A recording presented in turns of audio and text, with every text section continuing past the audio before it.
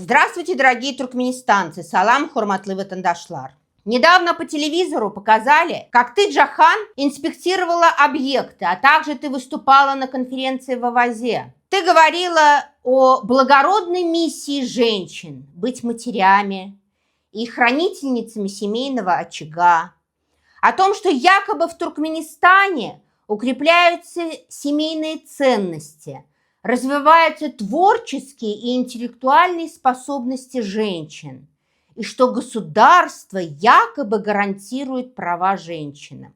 Но все это ложь. Ложь, как лжет твой отец, как лжет твой брат. Вы сами не соблюдаете эти ценности. Напротив, каждый день вы разрушаете семьи. Туркменские дети остаются как без матерей, так и без отцов. Народ вымирает, пока вы разыгрываете для международного сообщества гендерное равенство. Ты, Джахан, сидишь на международных конференциях и ходишь по объектам, изображая представителей гендерного равенства.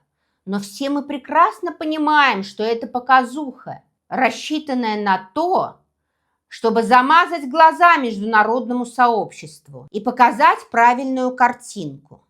Я же знаю тебя и помню прекрасно по мединституту. Что-то я не видела, чтобы ты стояла с блокнотиком и писала у всех тех ведущих профессоров, которых ты еще застала, когда мы учились. Это не сейчас теперешний мединститут, который превратил твой отец вот в это посмешище, названное вот этим именем того ублюдка. Те профессора никогда не требовали, чтобы студенты стояли вот в таком униженном состоянии, как это требуешь ты, твой отец и твой брат. Вы все это унижение вы превратили в норму. Подчиненные обязаны льстить, угождать, изображая благоговение перед вами. Это не наука и не культура.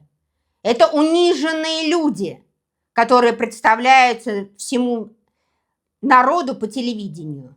И еще, Джахан, а где твоя мать? Почему она в стороне? Где жена Сердара? А где твой муж, которого в народе называют Давлет-алкаш? Почему вы это все скрываете? Пока ты инспектируешь и читаешь свои бумажки, в стране избивают и насилуют женщин. Ты этого не знаешь? В Ташаусской женской колонии начальник колонии – мужчина. Максат Базаганов. Ты не хочешь посетить женскую колонию в Ташаузе? Там же твой дед работал. Сейчас избита Джамал Базарова. Ее убивают. Мало того, ей угрожают, что ее просто убьют. Ее изнасиловали. И вы это прекрасно знаете. И эти два подонка, эти следователи, они еще до сих пор работают. Это так ты защищаешь права женщин? Ее дети остались без матери. Ты же врач, Джахан. Так же, как и твой отец. Ты должна понимать, что это преступление против женщин и детей. Почему ты молчишь? Почему не говоришь об этом на конференциях? Почему скрываешь правду? Разве ты не видишь, во что превратили людей? В безмолвных, безвликих и запуганных. Разве ты не видишь, как твои родственники уничтожают страну? Ты в курсе, что насилуют женщин? Ты в курсе, что изнасиловали Джамал? И что ты молчишь? А если бы это произошло с тобой или с твоей сестрой? Как бы тогда вы реагировали? Как бы реагировала бы вся ваша семейка? На международных конференциях нужно говорить о настоящих проблемах, о сексуальном насилии, о разрушенных семьях, об избиениях, о незаконных арестах, о незаконных депортациях. Не хочешь говорить об этом? А не повторять пустые слова о счастливой якобы жизни в Туркменистане? Нет, у нас несчастливая жизнь в нашей стране.